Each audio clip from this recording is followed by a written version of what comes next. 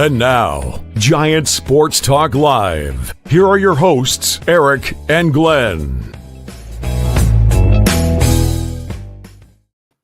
All right, welcome to Giant Sports Talk Live. Second game done. Cubs advance. They beat the Padres 3-1. Man, there was some dramatics there. Top of the ninth there, Glenn. But the Cubs were able to hold on, even with getting two hit batsmen in a row. They were able to get the 3 outs, and there they go. They advance. Go play Milwaukee. Do you agree with what I said before we went to air?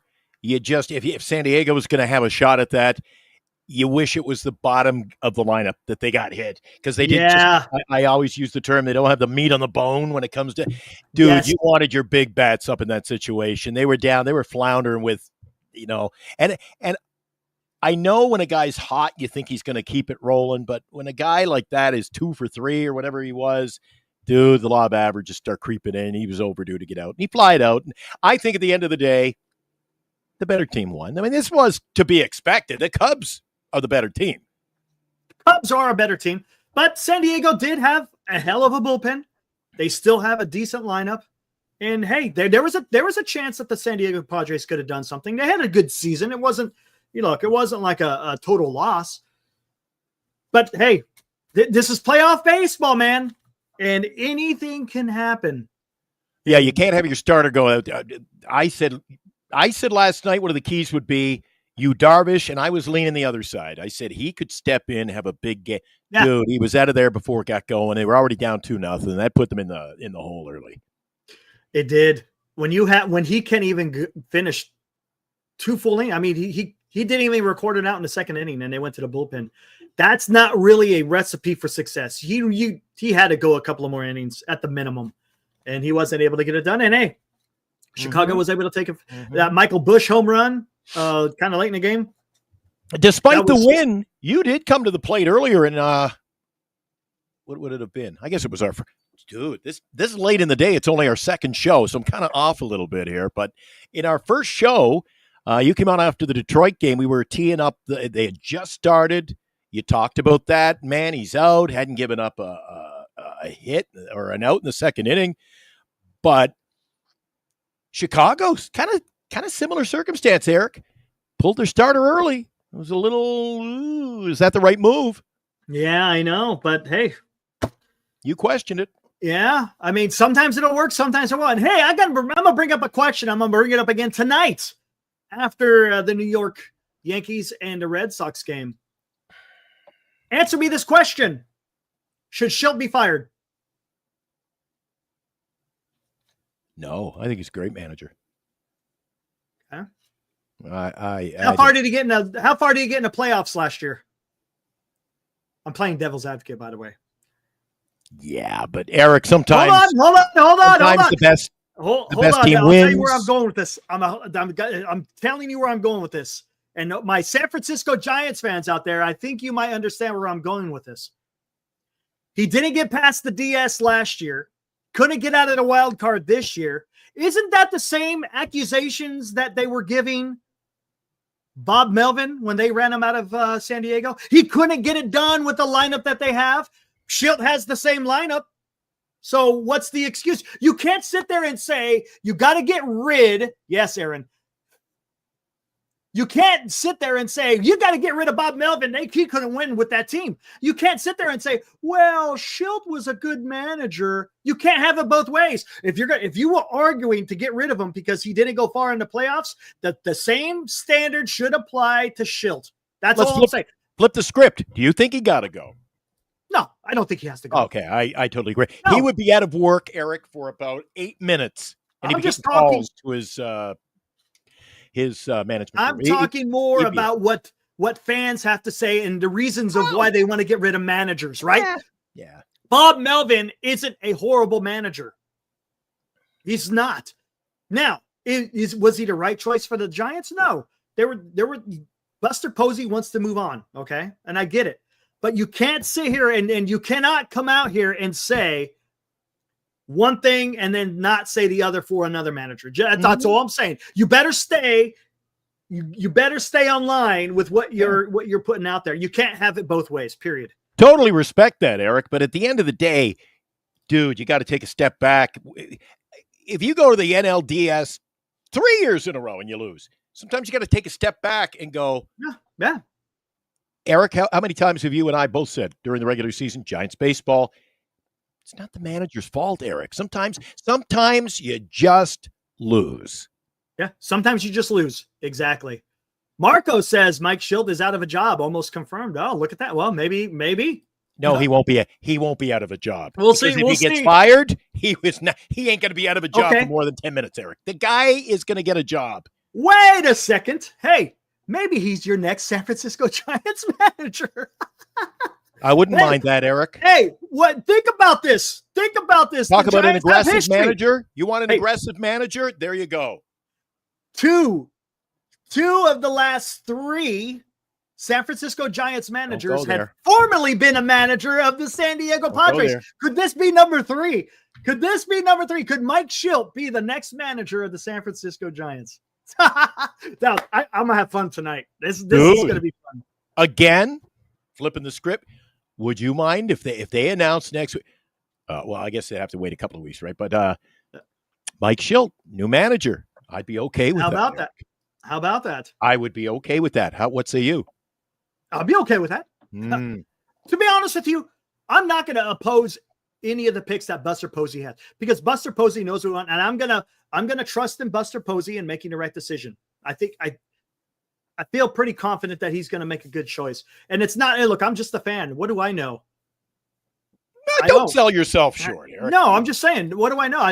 I'm not in the clubhouse and the strategy making and all that stuff. Maybe Buster Posey picks a guy for a reason. So I'm going to have to trust in what Buster Posey is going to do. That's why we keep Robbie Dizzle on speed dial, man. You want to know? We'll find out. But I tell you what, all of a sudden you get my juices flowing coming into the show. I didn't even think of that. Oh, Eric.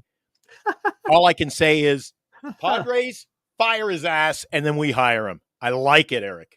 How about that? He's the kind of manager I want, Eric. He's got a little fire involved in the game. He's got fire. You saw what he was like in that rivalry with the Dodgers this year, man. He steps up for his players. I think he'd get a lot out of the players in San Francisco. I think, dude, you got me going now. I like it. Why not? Watch for that breaking news. You heard it here first. No, that's dumb. I'm just having some fun. If it ain't Mike Shildt, Edgar Martinez, Eric. Edgar.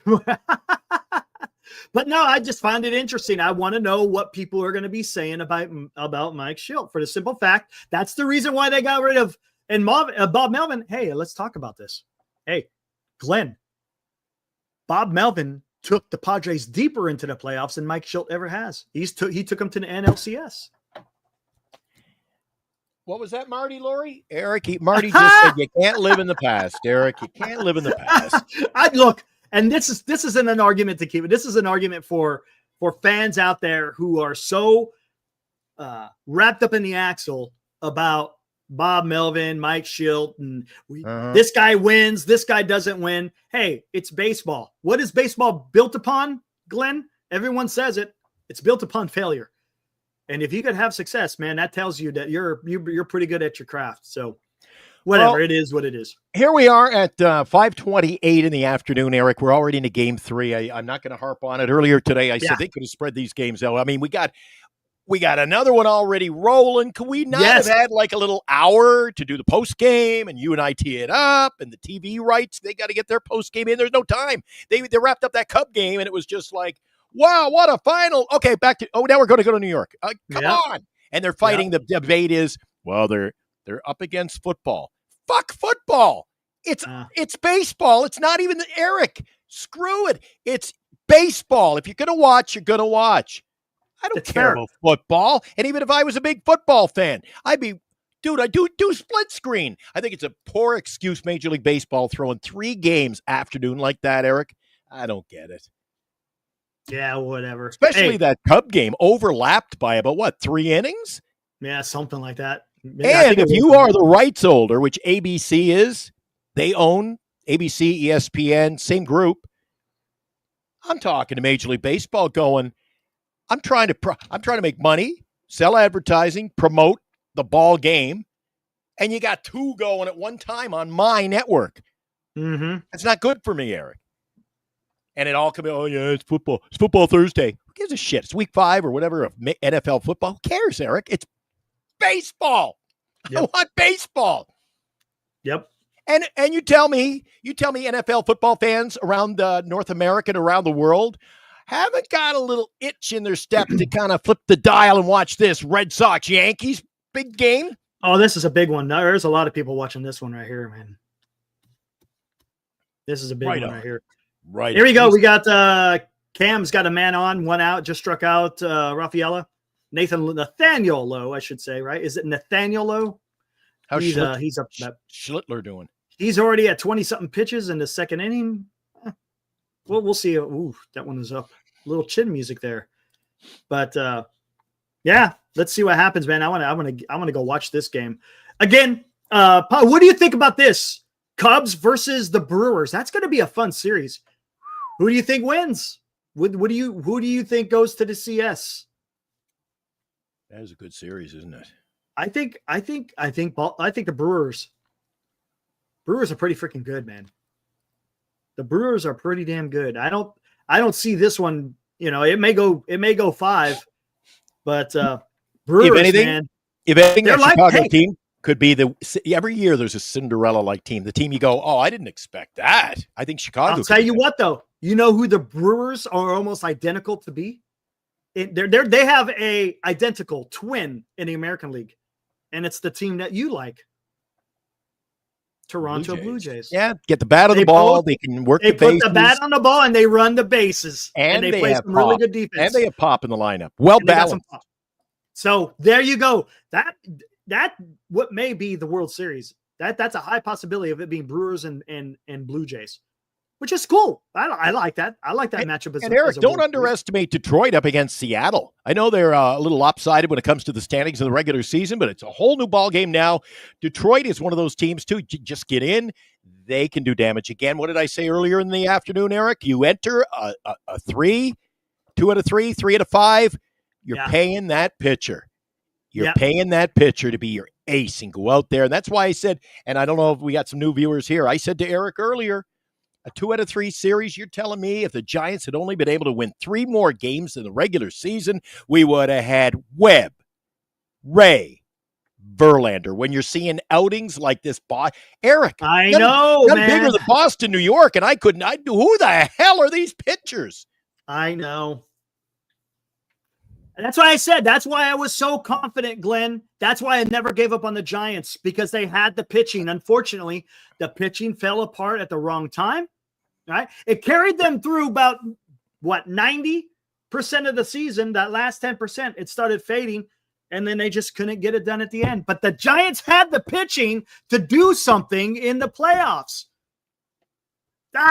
Whatever. You know what? Give it some thought. We're not going to get into it right now. I don't even want a response. But later on tonight, let's talk a little bit more about the Giants and their failure to make the postseason, Eric, especially watching these games that I think, oh, my God, they could have won. They could have done some damage. They could have competed. You think Cincinnati competed against the Dodgers? I think the Giants could have given them a better run anyway. Oh, jeez. Yeah. But Verlander, would he go 9 games, couldn't get us a win? Did that hurt us? Or are you unbothered by that? Talk about it later. Yeah, let's do that. All right, guys, let's go enjoy what is that? Navajas ground out. So still 0-0 going to the bottom of the second in New York. So we'll be back for the last and final postgame of the wild card series, Glenn. And of course, we'll get into some more Giants talk. Whatever, maybe some news will break. Who knows? But who knows? We'll see. It's exciting. Schlittler's got a no-hitter going, Eric. So, well, there you go. Why not? I know. All right, guys. Enjoy the rest of your evening. We'll be back here after Yankees and Red Sox. Woo!